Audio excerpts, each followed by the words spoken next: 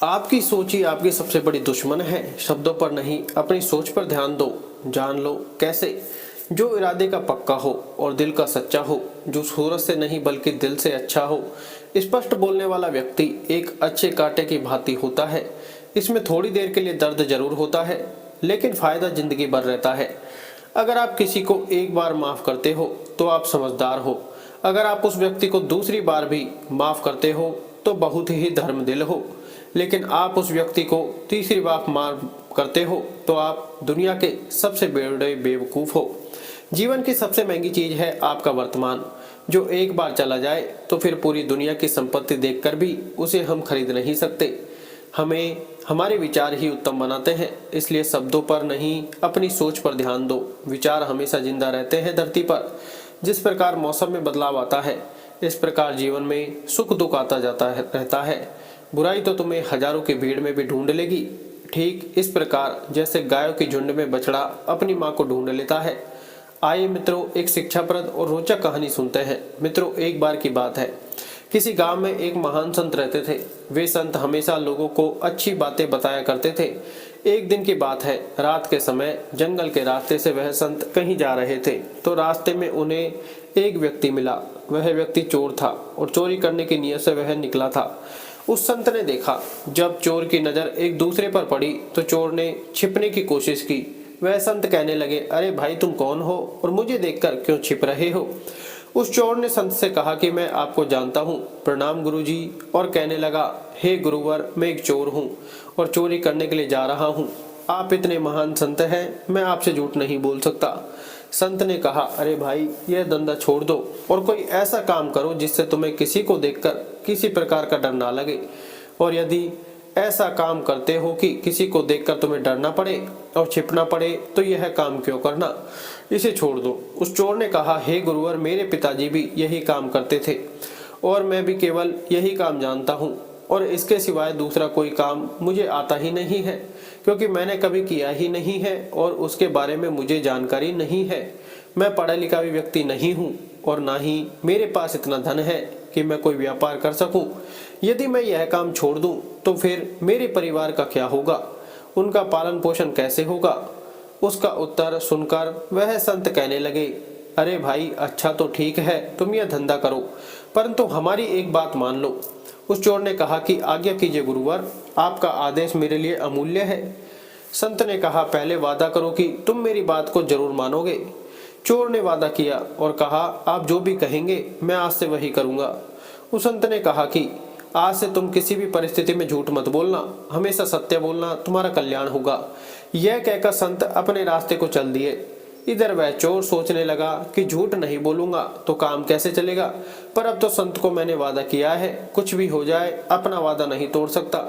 यही सोचकर वह चोर चोरी के इरादे से एक दिशा की ओर चल दिया। जब वह कुछ दूर पर पहुंचा तो उसे एक और व्यक्ति मिल गया। वह वास्तव में वहां का राजा था, जो भैंस बदलकर अपने नगर का भ्रमण करने के लिए निकला था। उसने भी चोर को देख लिया। राजा ने उस चोर से धीरे से पूछा कि तुम कौन हो और इस जंगल में अकेले क्या कर रहे हो और इस समय कहाँ जा रहे हो? चोर मनी मन विचार करने लगा कि मैंने झूठ बोलना तो छोड़ दिया है, अब तो मुझे झूठ बोलना नहीं है, इसलिए सच सच बता देता हूँ, जो होगा देखा जाएगा। यही मन में सोच करके उसने राजा से कहा, अरे भाई, मैं एक चोर हूँ और चोरी करने के उद्देश्य से मैं घर से निकला हूँ। इस तरह की बातें को सुनकर राजा आश्चर्यचकित हो गया कि अरे, यह कैसा चोर है जो स्वयं ही बता रहा है कि मैं चोर हूँ। आश्चर्य प्रकट करते हुए उसने कहा कि अरे भाई, क्यों हंसी मजाक करते हो? तुम अवश्य कोई सैनिक अथवा गुप्तचर मालूम होते हो। उस चोर ने कहा, नहीं नहीं भाई, मैं मजाक नहीं कर रहा हूँ, मैं तो बिल्कुल सत्य कह रहा हूँ, मैं चोर ही हूँ और चोरी करना ही मेरा धंधा है। राजा ने कहा, अरे भाई, चोर तो मैं भी हूँ, परंतु अभी नया नया ही यह धंधा शुरू किया है। अच्छा हुआ तुम मिल गए, आज दोनों मिलकर के चोरी करते हैं। यदि तुम्हारा ख्याल हो तो राजमहल में चोरी करें। चोर बोला, पागल हो गए हो, राजमहल में कैसे अंदर जाएंगे? उस राजा ने कहा कि घबराओ नहीं, घबराने की कोई बात नहीं है। मेरी बात ध्यान से सुनो। मैं पहले राजमहल में नौकर था, परंतु राजा ने किसी बात पर नाराज होकर मुझे नौकरी से बाहर निकाल दिया था। क्योंकि राजा ने मुझे निकाला था, इसलिए दूसरा कोई मुझे नौकरी देने को तैयार नहीं हुआ, इसलिए मैंने यह धंधा अपनाया है। मुझे राजमहल के एक एक गुप्त द्वार का पूरी तरह से पता है। किधर से आना है और किधर से जाना है यह मुझे भली भांति पता है। चलो आज राजमहल में अपना भाग्य आजमाते हैं। इतना कहकर राजा उस चोर को साथ लेकर के राजमहल की ओर चल दिए। तब उस चोर को बिल्कुल भी अंदाजा नहीं था कि उसके साथ जो व्यक्ति है वह खुद एक राजा है। कुछ समय बाद वह दोनों महल के पिछले द्वार पर जा पहुंचे और जो गुप्त मार्ग था उसका दरवाजा खोलकर कहने लगा कि तुम पुरानी चोर हो, अंधेरे में देखने का तुम्हें अभ्यास है, इसलिए तुम अंदर जाकर सारा धन बटोर लाओ, मैं यहीं पर तब तक पहरा दे रहा हूँ।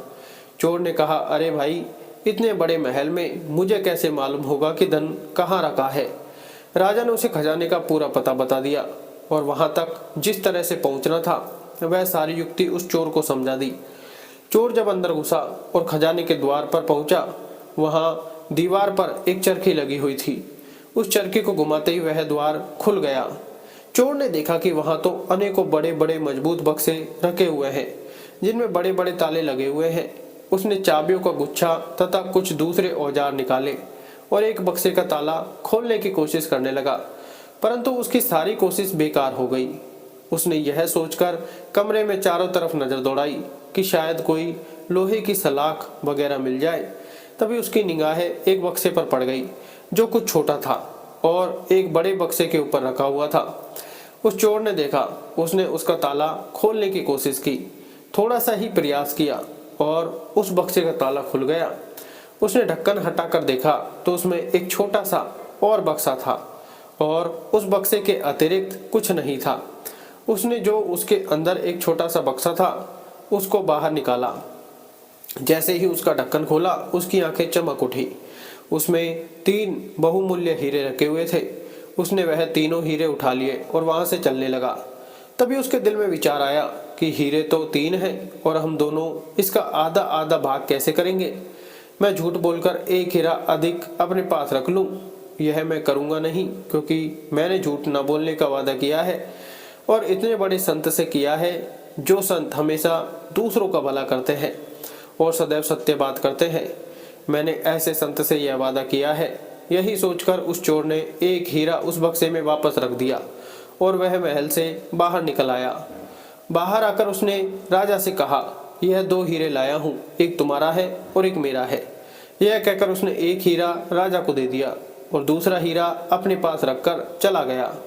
उसके जाने के बाद राजा ने सोचा कि हीरे तो संदूक में 3 थे, फिर उसने यह क्यों कहा कि मैं 2 हीरे लाया हूँ, चलकर देखना चाहिए। यही विचार करके राजा जब वहां पहुंचा तो वह देखता है कि एक हीरा उसी छोटे से बक्से के अंदर रखा हुआ है। यह देखकर वह राजा बड़ा हैरान हुआ कि यह एक ऐसा चोर है जो चोरी भी करता है और सच भी बोलता है। राजा ने उस खजाने का द्वार खुला छोड़ दिया और अपने शयन कक्ष में जाकर राजा सो गया। जब सब हुई और थोड़ी देर हुई तो हल्ला मच गया कि राजमहल के खजाने में चोरी हो गई। चारों तरफ यही चर्चा होने लगी। राजा ने अपने मंत्री को बुलाया और चोर के बारे में पता लगाने के लिए कहा। राजा ने कहा कि खजाने का द्वार खुला हुआ मिला है, अवश्य ही यह किसी चोर का काम है और अतिशीघ्र इसकी जांच करो और उस चोर का पता लगाओ कि वह कहाँ रहता है और उसने चोरी क्यों की। मंत्री ने कहा कि जो आज्ञा महाराज। यह कहकर मंत्री खजाने वाले कमरे में पहुंचा। सब बक्से जैसे के तैसे रखे हुए थे, केवल एक छोटे बक्से का एक ढक्कन खुला हुआ था। उसमें एक छोटा सा जो बक्सा रखा हुआ था उसको निकाल कर देखा तो उसमें एक हीरा अभी भी रखा हुआ था। मंत्री को पता था कि यह जो बक्सा है इसमें 3 बहुमूल्य हीरे थे। वह सोचने लगा कि ऐसा मालूम पड़ता है कि किसी चोर ने जल्दी में एक हीरा यहीं छोड़ दिया है। अब क्यों ना यह हीरा मैं रख लूं, चोरी तो हुई ही है। चोर जब पकड़ा जाएगा तो वह लाख कहता रहे कि मैंने हीरे नहीं चुराए हैं, उसकी कौन मानेगा। यही सोचकर उस मंत्री ने वह हीरा अपने पास रख लिया और फिर राजा को आकर के सूचना दी कि सारे बक्से ठीक ठाक रखे हैं, केवल एक जो बक्सा था जो छोटा था वही खोला गया है और उसमें 3 हीरे रखे हुए थे। वह तीनों हीरे चोर लेकर के चला गया। मंत्री की बात को सुनकर राजा मनी मन मुस्कुराने लगा। उसने मंत्री को शीघ्र ही चोर की तलाश करने का आदेश दे दिया। चारों तरफ उस चोर की तलाश शुरू हो गई और सिपाहियों ने जल्द ही चोर को पकड़ लिया गया और उस चोर को राजमहल ले आए। राजा के दरबार में जब उस चोर को पेश किया गया तो राजा ने चोर से कहा, क्या तुमने रात में राजमहल में घुसकर हीरे की चोरी की है? चोर ने हाथ जोड़ करके कहा कि हाँ महाराज, चोरी तो मैंने ही की है और मैं इसका दंड भुगतने के लिए तैयार भी हूँ, परंतु मेरे साथ एक अन्य चोर भी इसमें शामिल था। मंत्री ने पूछा, वह कौन है, उसका नाम बताओ। चोर ने उत्तर दिया कि मैं उसका नाम नहीं जानता और ना ही यह जानता हूँ कि वह कहाँ रहता है। मैंने रात में पहली बार उसको देखा था और उसी समय पहली बार उसको देखा था और उसी समय पहली बार उससे मेरी मुलाकात हुई थी और उसी ने मुझे उस गुप्त द्वार के बारे में भी बताया था और खजाने तक जो रास्ता पहुंचता है वहां तक सारा रास्ता उसने मुझे बताया था। चोर की बात को सुनकर मंत्री कहने लगा, वाह कैसी कहानी बनाई तुमने, उसका नाम पता कुछ पता नहीं तुम्हें, जल्दी से बता दो वरना तुम्हारी खाल खींच दी जाएगी और तुम्हें सूली पर लटका दिया जाएगा। चोर कहने लगा, आप जो चाहे मेरे साथ करें, परंतु मैं जो भी कहता हूँ वह सच कहता हूँ। मुझे उस व्यक्ति का नाम तो नहीं पता है। मैं रात की सारी घटना आप लोगों को कहता हूँ। यह कहकर उसने रात की जो भी घटना थी, जैसी भी घटी थी, वह सारी घटना राजा को बता दी और वह हीरा जो उसके पास था निकाल कर राजा के सामने रख दिया। यह देखकर मंत्री क्रोध से भड़क उठा। मंत्री ने कहा, तुम चोर हो, तुम्हारी बातों पर विश्वास नहीं किया जा सकता। तुम कहते हो कि तुमने केवल 2 हीरे चुराए हैं और उसमें एक हीरा तुमने अपने एक साथी को दिया है, परंतु चोरी तो तीनों हीरों की हुई है, फिर तीसरा हीरा कहाँ चला गया? चोर के कुछ कहने से पहले ही राजा कहने लगा, मंत्री जी, यह चोर बिल्कुल सही कह रहा है। वह 2 हीरे चोरी हुए थे और इसमें उनमें से एक हीरा अपने साथी को दे दिया था और एक स्वयं अपने पास रख लिया था। इसका यह सबूत है कि रात को इसका साथी मैं ही था। मैं रात में जब भेष बदलकर अपने नगर में भ्रमण कर रहा था तभी मेरी इस चोर से मुलाकात हुई थी और जो हीरा इसने मुझे दिया था वह यह रहा। इतना कहते ही राजा ने अपने हाथ में वह हीरा दिखाते हुए सबके सामने रख दिया। इस तरह से उस दरबार में चारों तरफ सन्नाटा छा गया। राजा बड़ी देर तक मौन बैठा रहा, फिर कहने लगा कि जब यह मेरा हिस्सा मुझे देकर के चला गया तो मैंने खजाने में आकर जब जांच की तो मैं वहां पहुंचकर यह देखकर मुझे बड़ी हैरानी हुई कि तीसरा हीरा उसी छोटे से बक्से में रखा हुआ था। मंत्री जी, सुबह आपने मुझसे झूठ कहा कि चोरी 3 हीरों की हुई है, जबकि चोरी सिर्फ 2 हीरे की हुई थी, तो इसका मतलब यह वह तीसरा हीरा आपने चोरी किया है। आप अपनी जेब में से वह हीरा निकालिए। राजा के यह कहते ही सबकी नजर मंत्री की तरफ घूम गई, जो भय के मारे वह कांप रहा था। राजे के आदेश से हीरा उसके पास से बरामद कर लिया गया और चोरी के अपराध में उस मंत्री को जेल में डाल दिया गया। उसके बाद राजा ने चोर से कहा कि तुम चोरी भी करते हो और फिर सत्य भी बोलते हो, मुझे इसका रहस्य बताओ। तुम चोरी करने के बाद तो चोर हमेशा झूठ बोलते हैं, तुम कैसे चोर हो जो चोरी करने के बाद अपना सारा गुनाह है कबूल कर लेते हो? इसका मैं रहस्य समझना चाहता हूँ। कौन सी बात है जिसके कारण तुम सदैव सत्य बोलते हो? उस चोर ने कहना शुरू किया, हे महाराज, मैं उनसे मिलने गया था। वह संत ने मुझसे वचन लिया था कि तुम सदा ही सत्य बोलोगे और मैंने उस संत को वचन भी दिया था कि मैं आज के बाद हमेशा सत्य बोलूंगा। यही कारण है कि मैं उस दिन चोरी करने जा रहा था और आप जब मुझे रास्ते में मिले तो मैंने सारी बातें आपको बिल्कुल सच बताई थी। राजा ने कहा, मैं तुमसे बहुत प्रसन्न हूँ और मैं तुम्हें अपना मंत्री बनाना चाहता हूँ। उस चोर ने कहा, हे महाराज, यह आपकी बड़ी ही मेहरबानी है, यह आपकी बड़ी ही कृपा है कि मुझ जैसे चोर को आपने सजा न देकर मुझे मंत्री का पद भेंट किया है, परंतु जिनका वचन मानने से ही आज मुझे आप मंत्री का पद देने के लिए तैयार हो गए हैं, मैं तो अब उनकी ही शरण में रहूंगा और उनके कहे अनुसार अपना सारा जीवन का कार्य करूंगा। ऐसा मैंने निश्चय कर लिया है, क्योंकि उनकी एक बात मानने से मेरा जीवन बदल गया है और मैं जो गली गली चोरी करता था, एक संत की बात मानने के कारण आज एक राजा मुझे मंत्री का पद दे रहा है। क्यों न मैं उनकी संगति करूं और उनके बताए हुए सारे रास्ते पर चलूं, जिससे मेरे जीवन का सुधार हो जाए। उस चोर की बात को सुनकर के राजा बहुत प्रसन्न हो गया और राजा ने उस चोर से कहा कि जाइए, आप उस संत की सेवा करो, क्योंकि संत ने आपका जीवन सुधार दिया है। मित्रों, एक संत की संगति के कारण उस चोर का पूरा जीवन बदल गया। मित्रों, यह कहानी आपको कैसी लगी है कमेंट करके जरूर बताएं।